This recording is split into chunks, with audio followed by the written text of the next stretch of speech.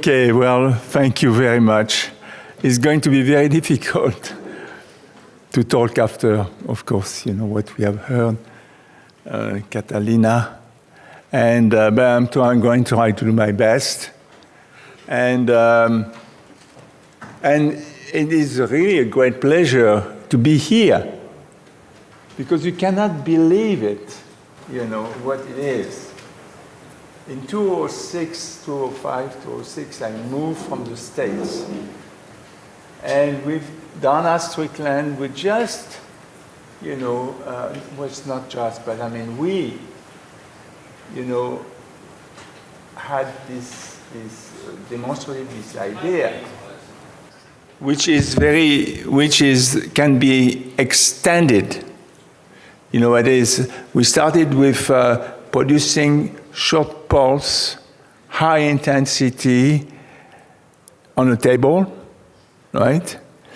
And of course, you know, we wanted to go higher and higher in intensity. We just saw that it was not a question so much of, I mean, we have shown all the pieces. What we needed to have was the money, the space, and the manpower really to realize our dream.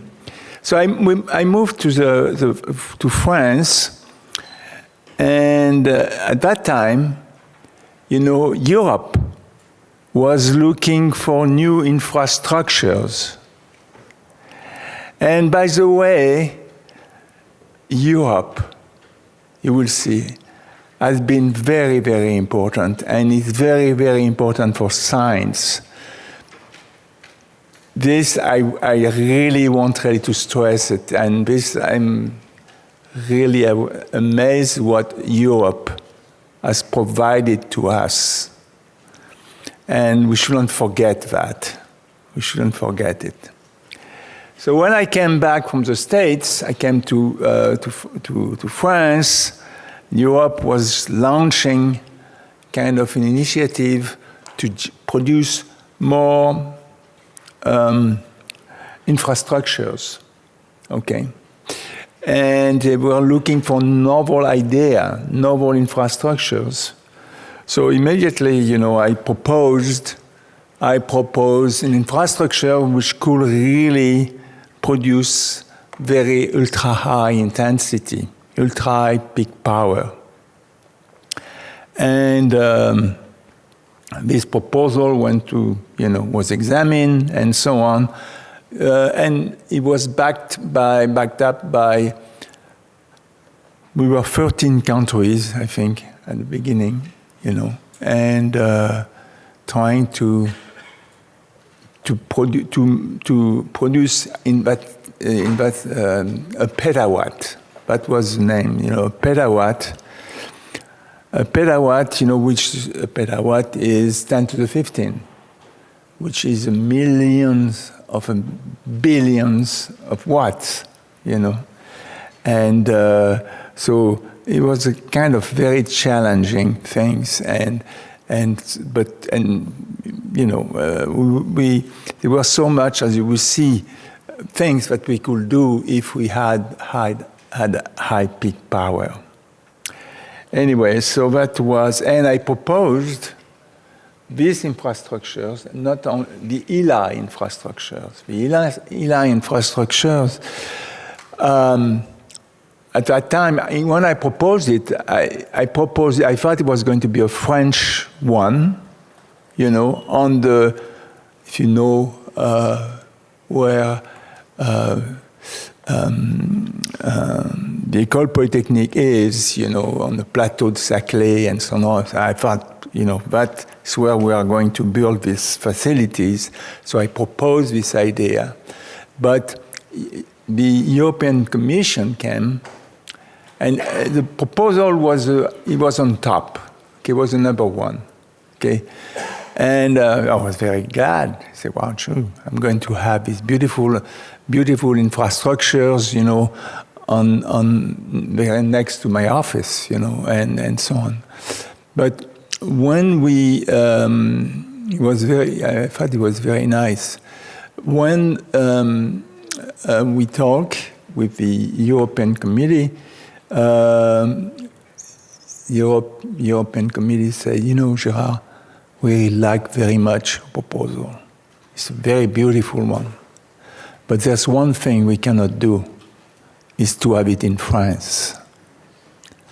Wow, it was not very exciting. No, we have to have in an emerging country.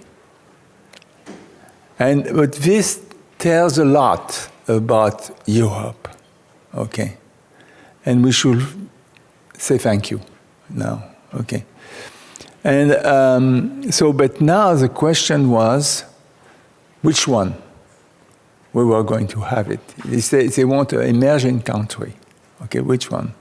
So the candidates were at that time, and I know you are smiling, the candidate was Romania, Hungary, and Czechia, of course.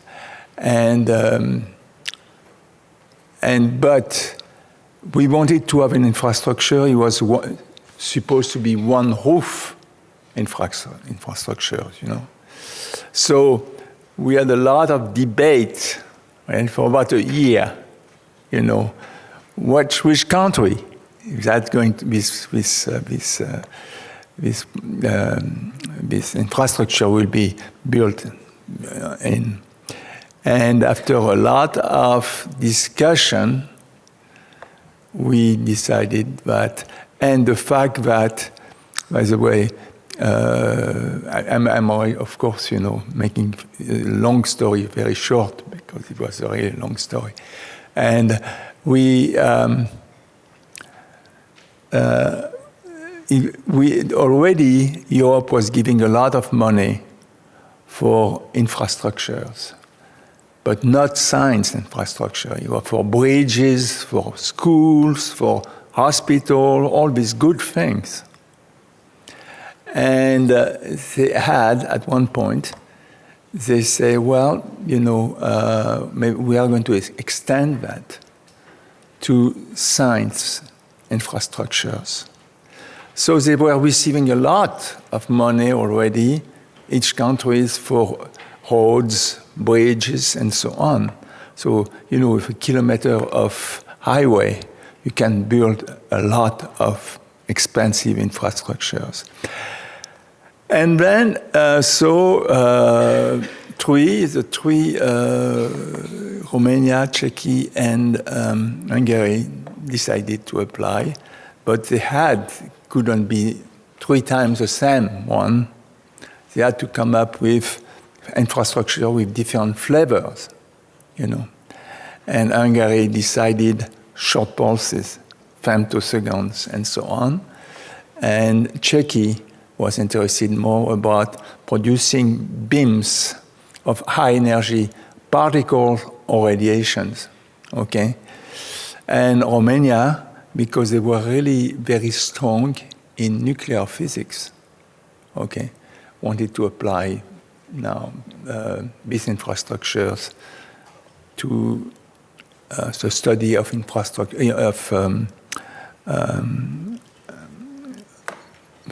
sorry, to nuclear physics. I'm sorry.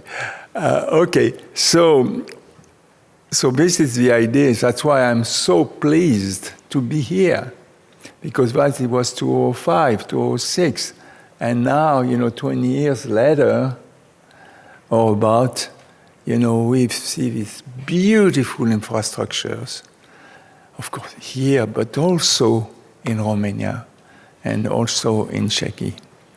And so, I think we should really think about Europe. I think we owe a lot to Europe. Anyway, so I'm going now to my talk. And, I've been in a field of very short pulses and high intensity. We developed this technique that we call short pulse amplifications.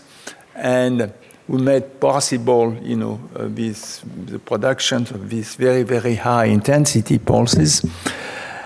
And then we did that at the beginning. Of course, we demonstrated this technique with my dear friend and students at that time, Donna Strickland. And when it was, you get the Nobel Prize in physics is announced the first Tuesday of October, okay, around noontime, okay.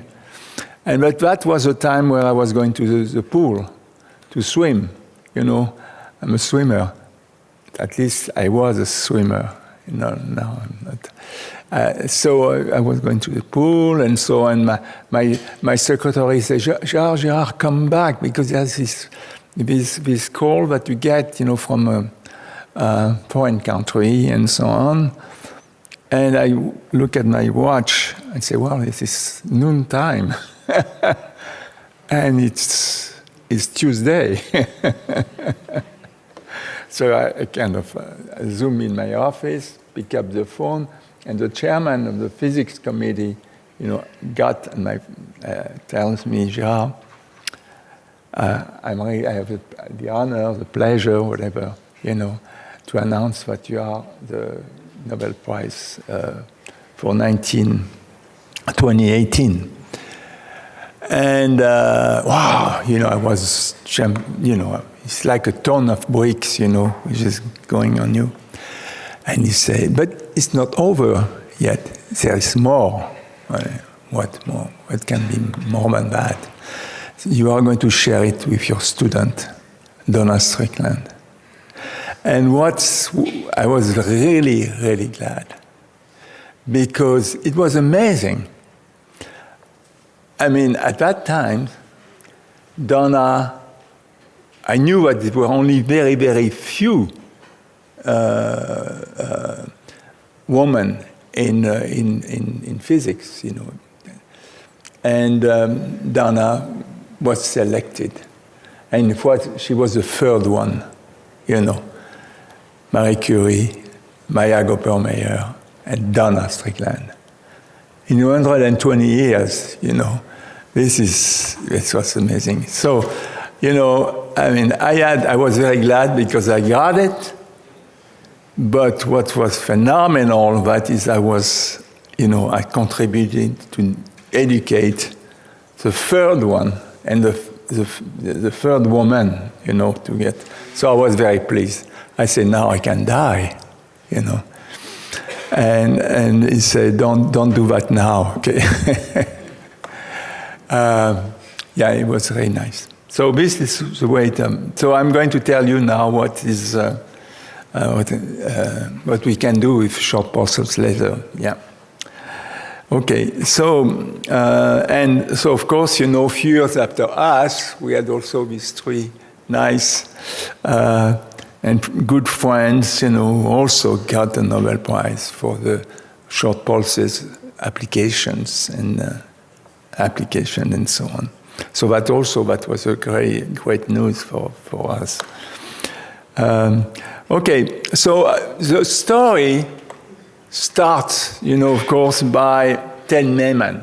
I mean, I'm sure everybody knows what Ted Naiman, who he is. He's the first guy who made a laser work. I mean, the laser really, the concept of laser came from Charlie Towns, okay? But what Charlie was proposing was a laser with, he had to be gas laser, He had to be,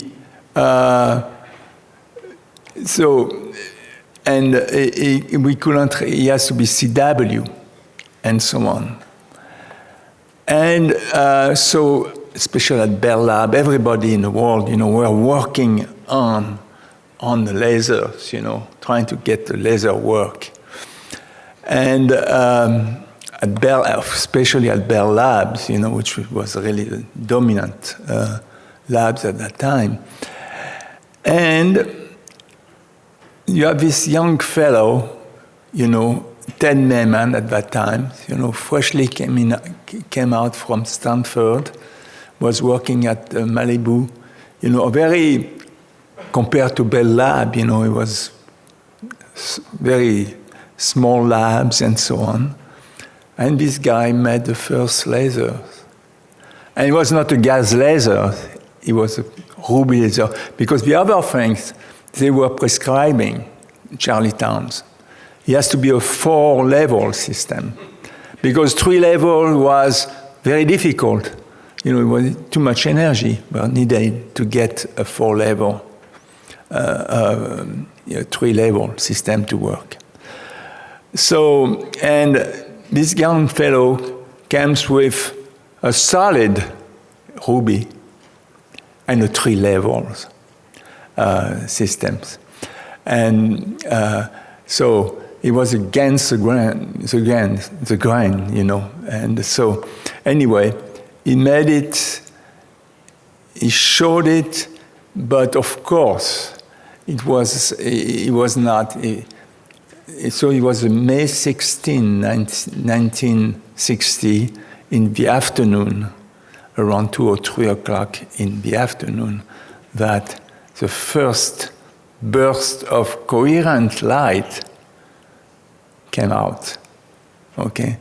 Remember that light, of course, was produced as a consequence of the Big Bang, 13 billion years, but until now, it was only incoherent light. And this guy, this young fellow, made it the first burst of coherent light. And of course, everybody, especially at Bell Labs, they couldn't believe it. They said, no, that's not true. It cannot be true. So they spent quite a bit of time trying to demonstrate that it was not quite laser light, and so on.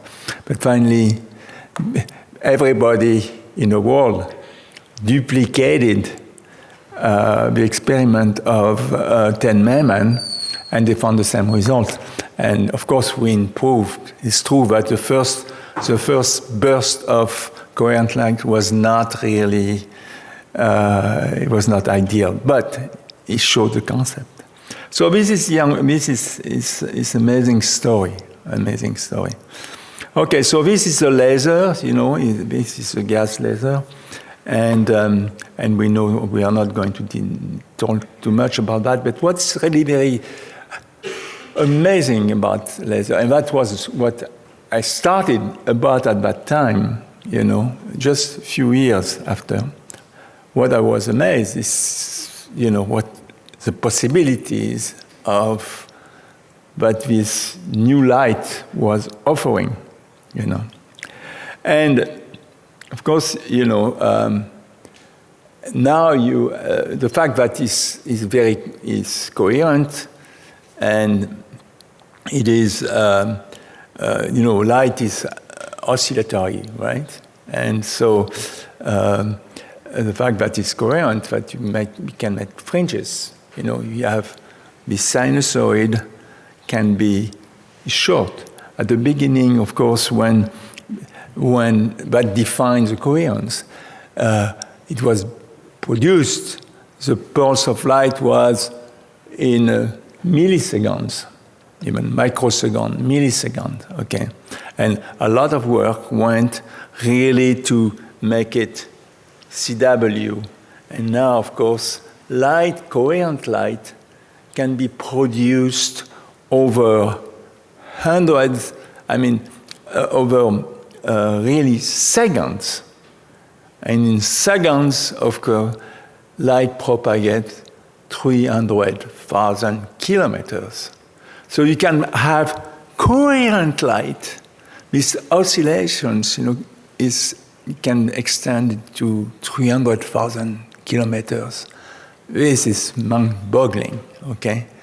And the phase is not lost. So this is really a big, of course, applications.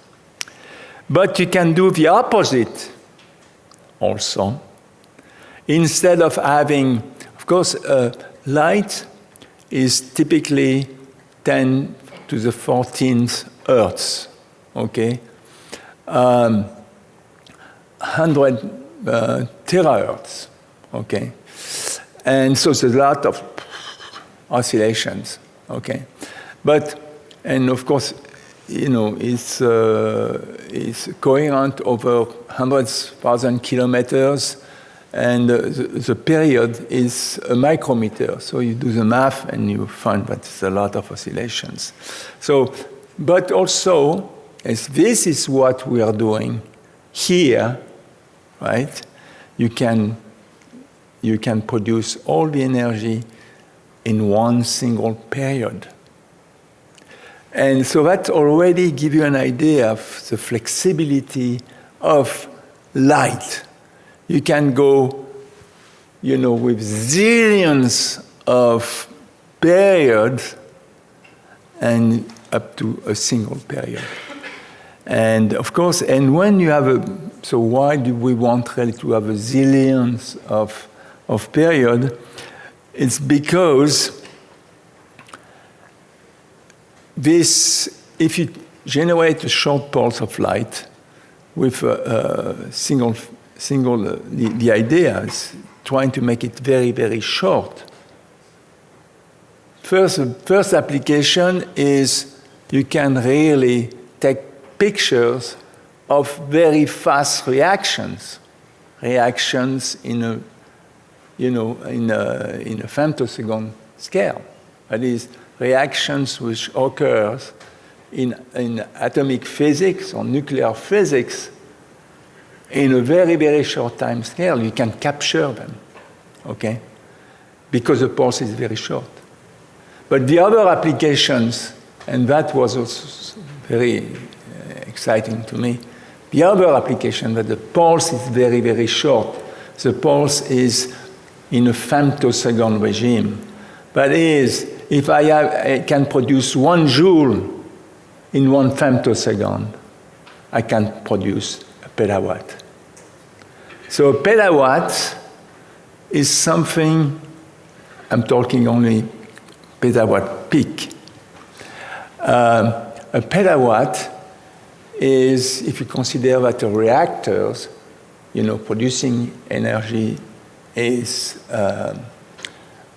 gigawatt energy, right? A typical, energy producing facilities, gigawatt. Okay, gigawatt is 10 to the 9. So a petawatt is a million of these reactors, which means that you are producing the power produced by the total so it's basically the power of the grid. The world grid power is about 1,000 times the world grid power. But the catch, of course, is in 1 femtosecond. But that gives also an idea how short is 1 femtosecond. It's another way to see it.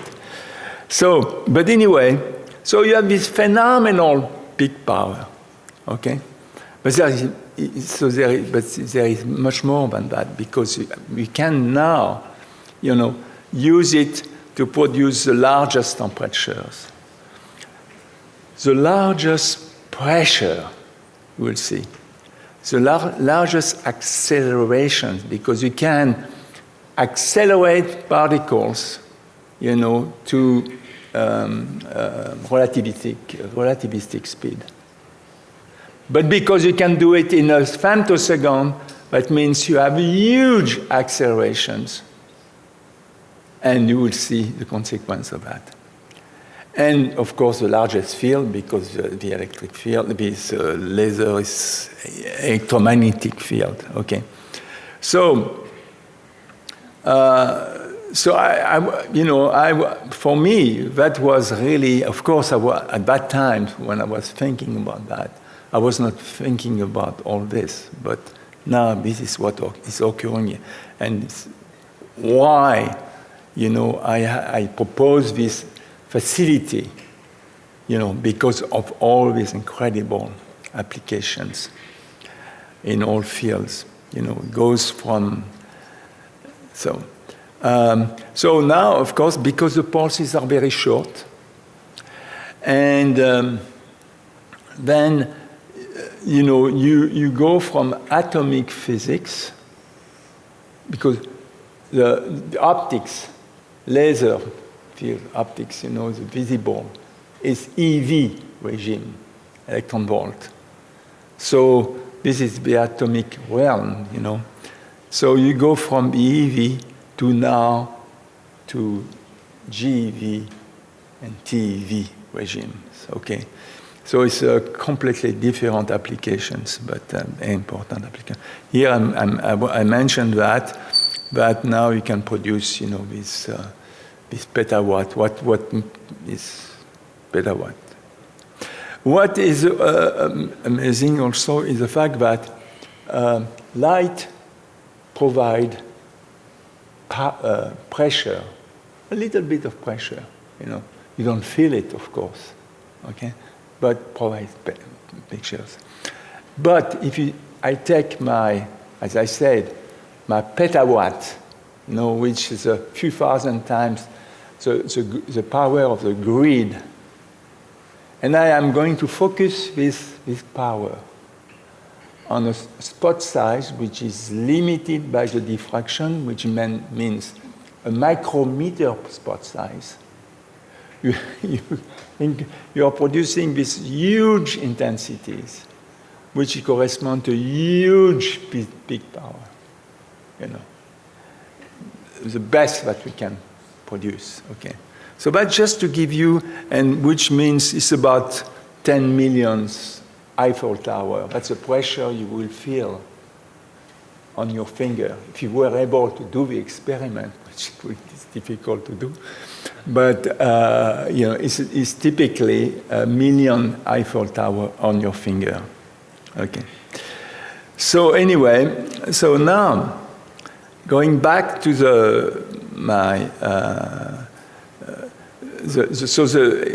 I have here, I'm plotting the intensities as a function of years.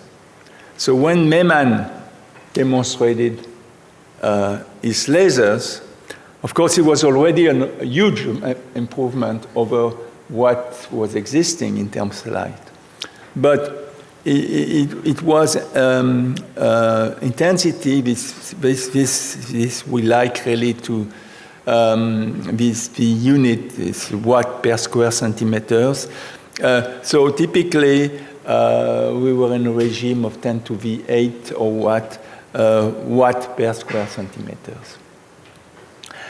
And so we could increase the intensity, and immediately we couldn't increase, and so we wanted to increase it because we knew that we could, if we had more and more, we could really do new physics and new application and so on. So we wanted to do that, but we couldn't do it. It stopped at 10 to the 12 or so watt per square centimeter. Can you see about? You had the plateau. We couldn't go higher. And the reason why we couldn't go higher is this one. Is because now we were producing intensity, very, very important intensity. So when this light is going into a transparent material, well, the index of refractions, which is, the ratio between the speed of light in the material where the light is propagating and in vacuum. So the index of refraction becomes a function of the intensity. Normally, of course, the intensity, normally the index of refraction is a constant, okay? Unless you have very high intensity. So now we are in a regime of very high intensity, and what we realize that what the light is going at very high intensity, going through the amplifying medium, amplifiers, then the beams is degrading. The beams, is this intensity is producing filaments. Filaments which are burning your materials. Okay, so destroy your material completely. So we couldn't go higher because you were making your advisor very, very mad, like every time when you were having at that time it was very expensive, Ruby was very expensive. So anyway, we had to stop here. And so it's where I had this idea of CPA. I was skiing, I was on chairlift with my wife, and when it was a beautiful weather and so on. Anyway, so I had the idea of this. Was the idea is we start because the idea is to amplify, right? And the idea also is to keep the pulse very short so you can get very high peak power. So I had to do two contradictory things, I wanted to have a short pulse, and I wanted to have high intensity, and that was not possible unless you do the following. You take this very short pulse that you are producing by what we call oscillators, and in these short pulses, what you are going to do, you are going to stretch it, okay? So how do you do that? Well, you are using this, what we call dispersive element. You are going to use material something which is where the index of refraction, I will say, or the speed of light varies as a function of wavelength. And so this is what we call grating, diffraction gratings, okay? So this is what we have. And with this diffraction grating, what you can do, you can stretch the pulse, because the blue, for instance, of your pulse, because, the fact that the pulse is short, it means, and this is our physician Joseph Fourier from Grenoble, from my place. So if, thank you. Yeah. So if the pulse is short, it means that the spectrum is broad. Okay? So you have so if you have a short pulse, you have necessarily a broad spectrums. So you have blue, you have red, and so on. Okay? And so what you are going to do now is this pulse, which is composed of this wavelength, you are going to stretch them by this pair of gratings and making very long. So what you have done, you haven't changed the energy of your pulse, but now the pulse is much longer. But if you do the stretching correctly, you have not affected the spectrums at all. So all the information are identical. So now what I'm going to do, I'm going to amplify the pulses, but not changing the spectrums of your pulse. So if I recompress the pulse with a system which is analog with grating pairs, I can put the pulse back. But this time, of course, it can be 1,000,000 times higher. And that changed the world.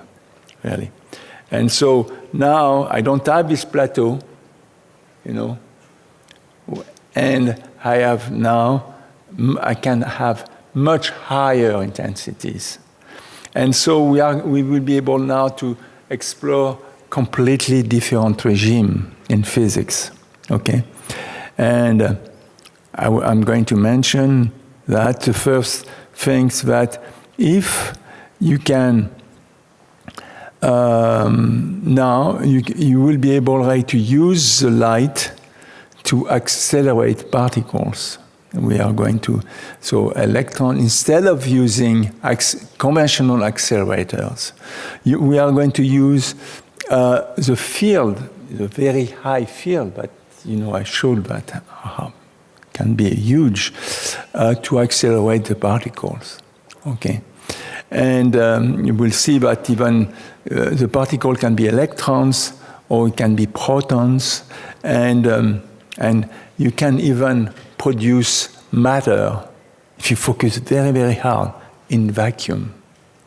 Or you can materialize light because the light is so intense, okay? So, I mean, we got all excited about all the application, and that is, of course, a project Eli. And so this is our project Eli. You have the three infrastructure, one in Czech Republic, one in Hungary, one in Romania. I'm just going to move faster now. So you see that what we recognize all is the fact that it's really easy to get very, very high intensity. That was really captivating, to very high intensity. What you need to do is to make the pulse very short. And so this is not necessarily easy, okay? And if you can make the pulse very, very short, we can go into completely novel regime, esoteric regime, new physics, and so on. So how can I compress the pulse? I'm not going to be very close. The pulse, of course, which is produced normally by the oscillators, is composed of periods, right? Because the pulse has in a red regime, the period is about 1 femtosecond, okay, roughly. So if you have a 20 femtosecond pulse, you are going to have 20 period and so on. And so what you do is you want to compress that, okay?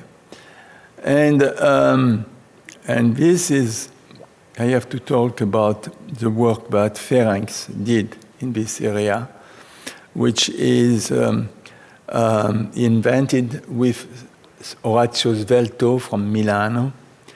He demonstrated that we could really compress the pulse, okay?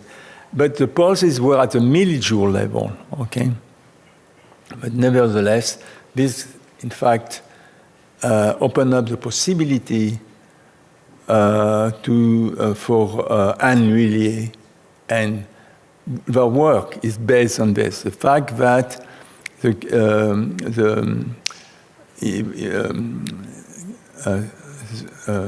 Ferenc and Orazio Svelto, demonstrated a way which is using capillaries, to broaden the pulse, which means shorten, broaden spectrally the pulse, which means to shorten temporally the pulse.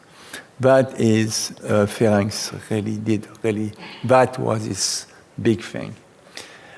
And anyway, so now I'm not going to the detail, but I just wanted to mention this. I wanted to mention the connections between the two Nobel Prizes, from Agostini and yeah. Anyway, so I'm not going to go. So now what we want to do is to get very short pulses, because that's the name of the game. If you get short pulses, then you can very, very high pulse, and then you can do incredible things. And I'm going to talk about these incredible things that you can do. Okay, first, I want to compress the pulse, okay? And we are using, in our case, compressions produced by a relativistic effect.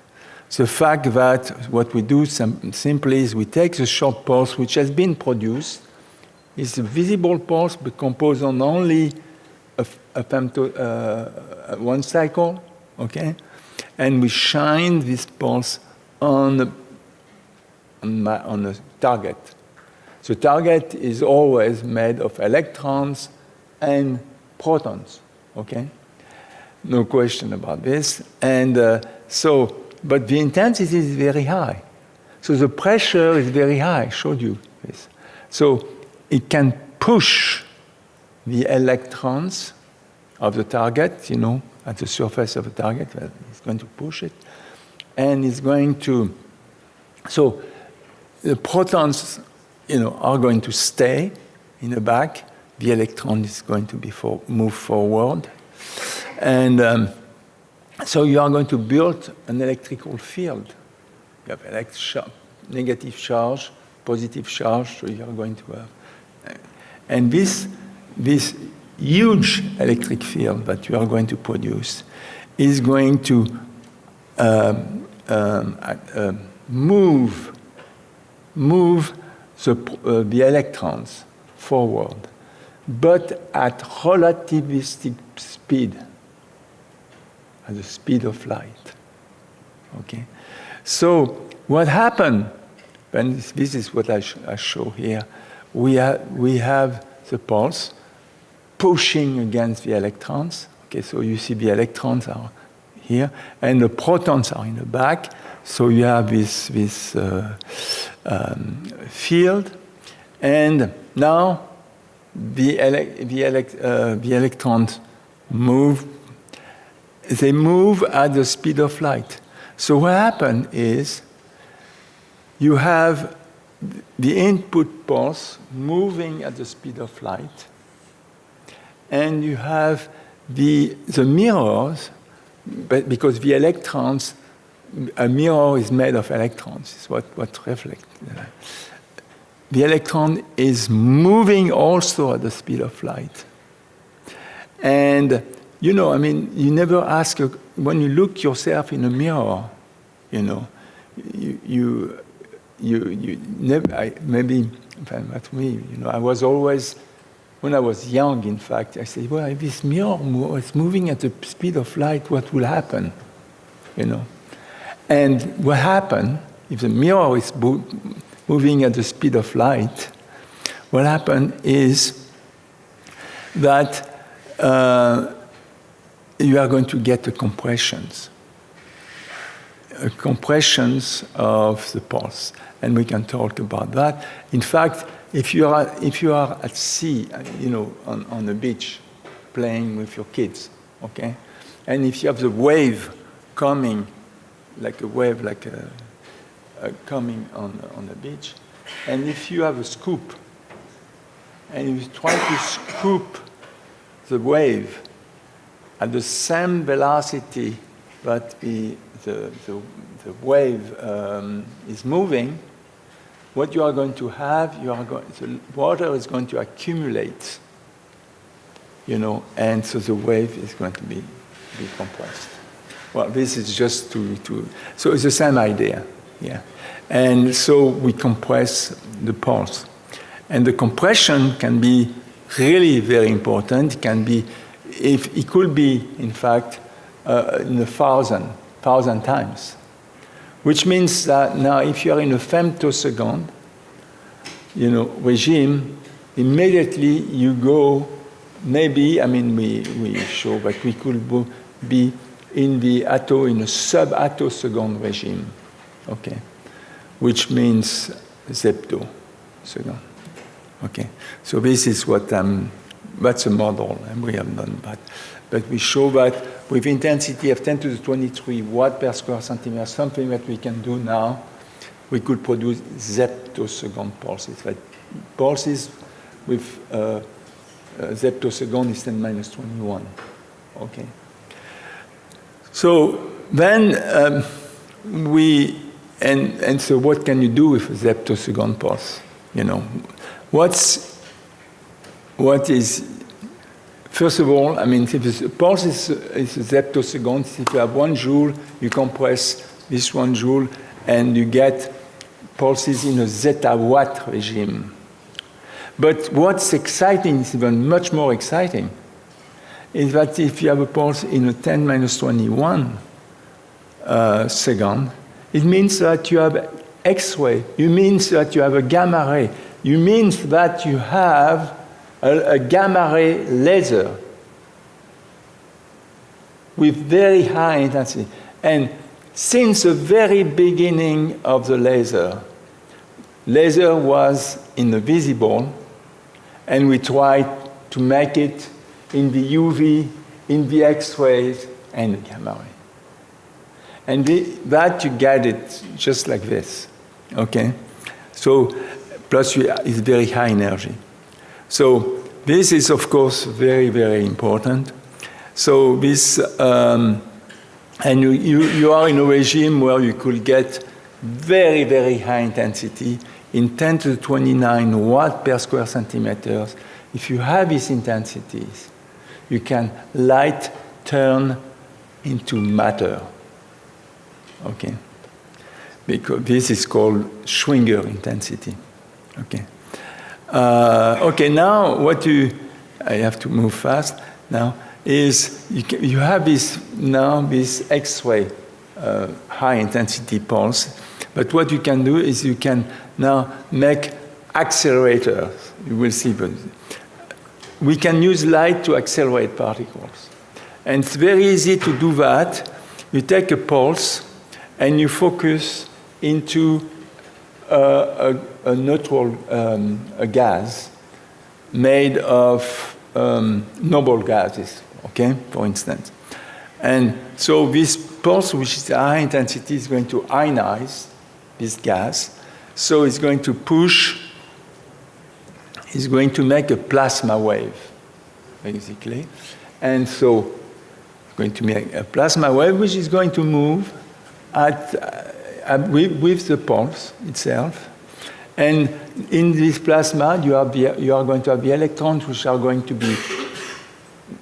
will drop in the bottom of these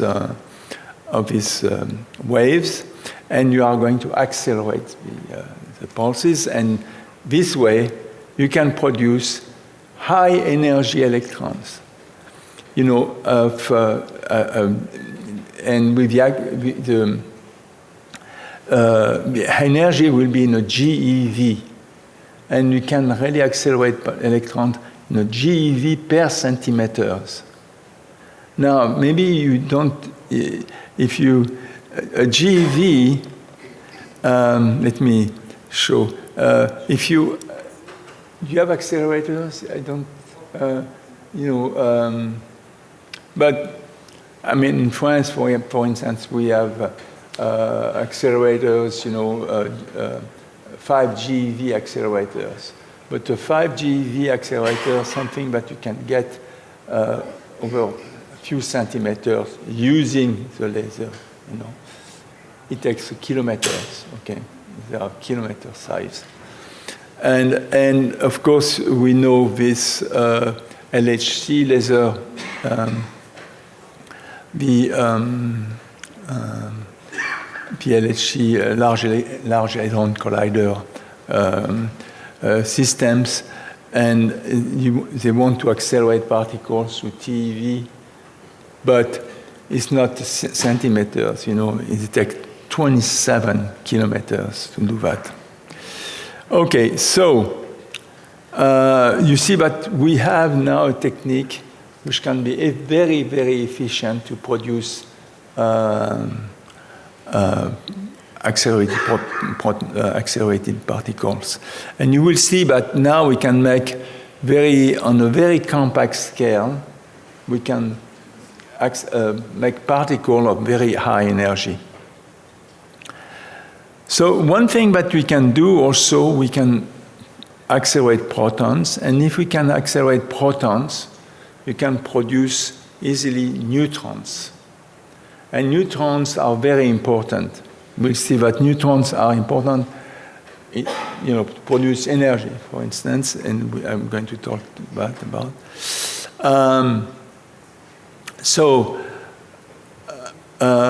And we can produce neutrons with energy in a GeV. And this is, at this energy, the neutrons are relativistic.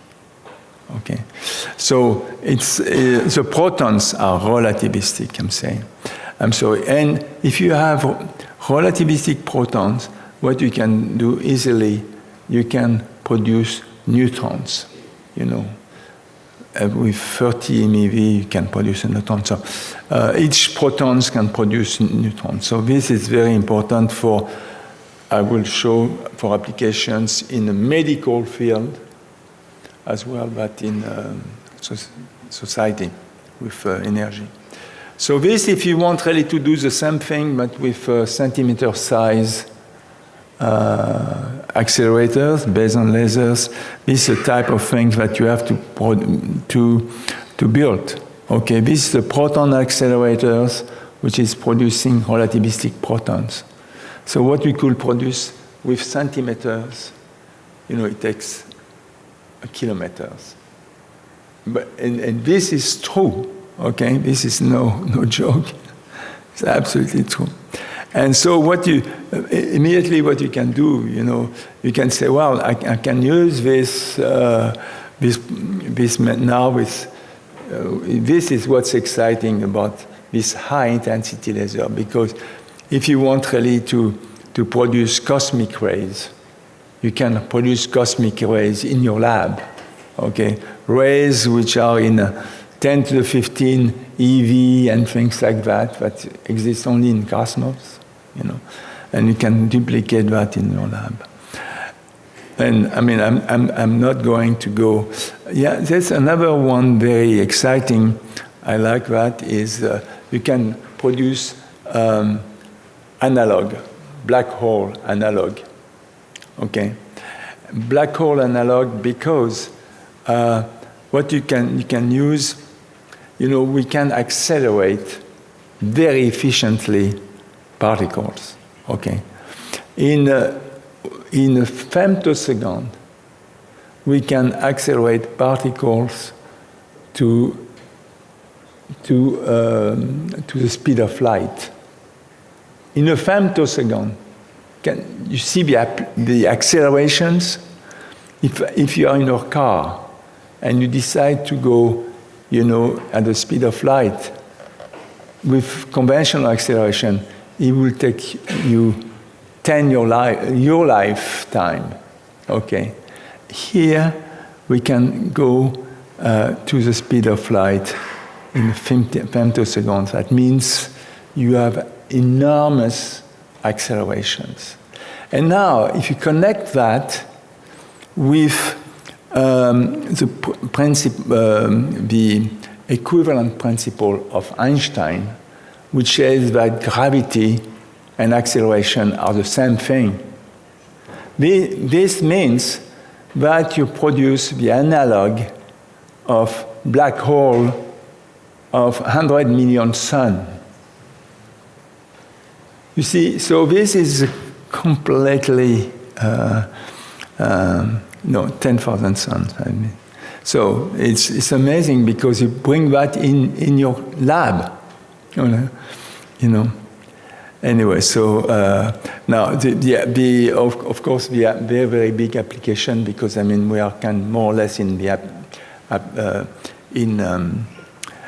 medical theme here. So as I said, we can produce protons. And if I can produce protons, I can do proton therapies, okay? Which is very normally, proton therapy has this huge advantage, is that instead over electrons and X-rays and all that, is that you can burn the tumors without burn. I'm making things short. You can burn the tumors without burning the healthy tissues. Okay. And also you can produce radionuclides and so on the spot. That's very important applications. And the other thing that you can do is you can do what we call flash RT, ultra high dose rays therapy. You can really do therapy now with very high dose, okay? High and short dose. It had been shown that if you can do that, you can be very, very efficient. Okay, you can do a new kind of radiotherapy. They call that flash radiotherapy. But for us, they started to do that with conventional system. Okay, but for the laser, it's a piece of cake to make very fast and very short pulse. Okay. We can do that very efficiently. So I think we have really a beautiful area here to work on. And the other things, and I'm going to stop after that, is where it can produce clean energy. Okay.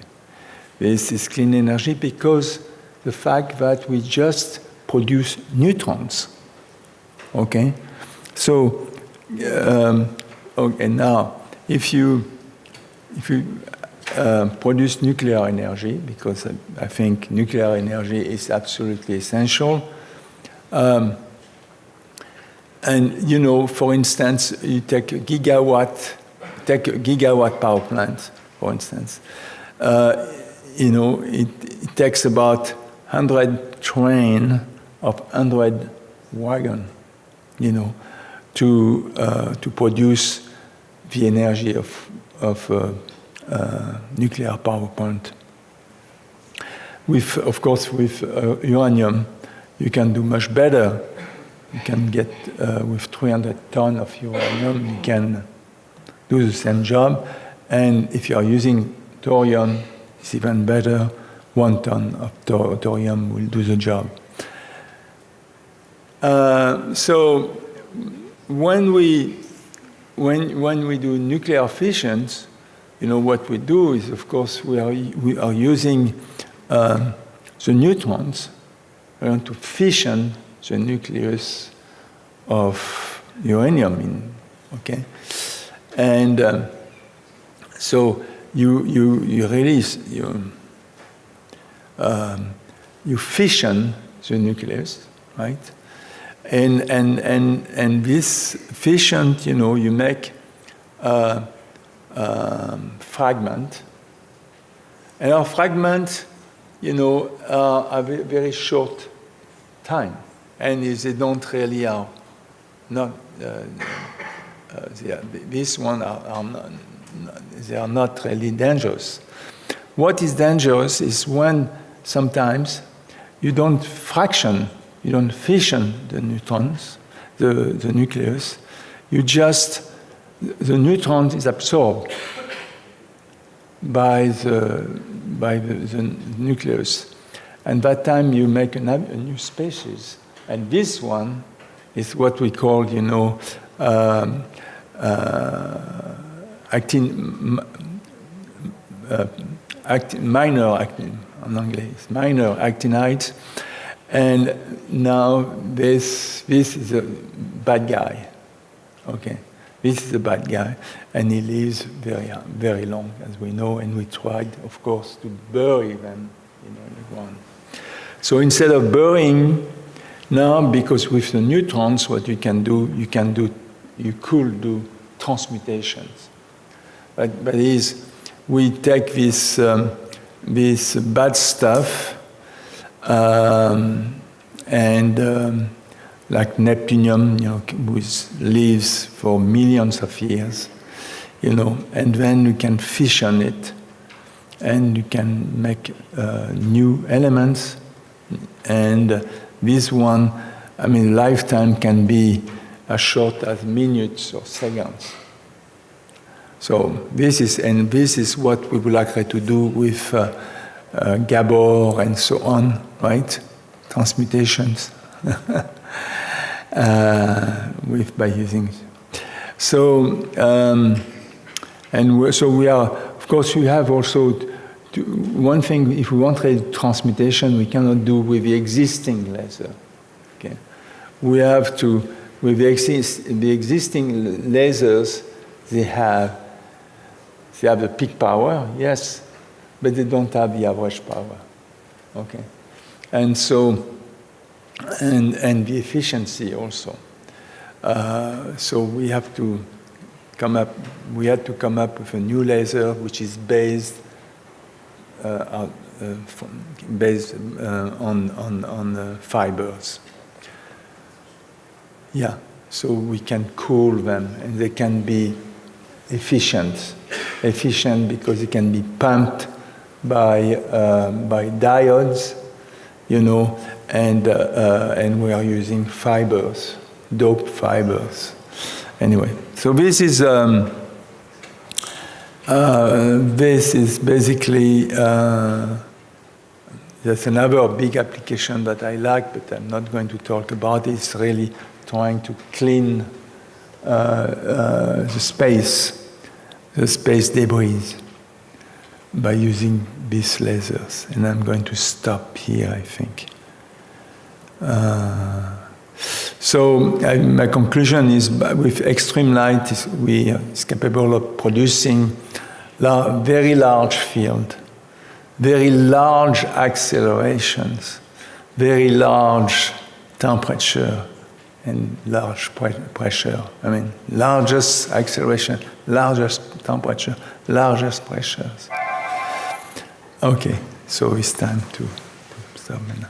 So I'm going to stop here, and I want really to thank you very much. And, you know, if you have any questions, you know, go ahead.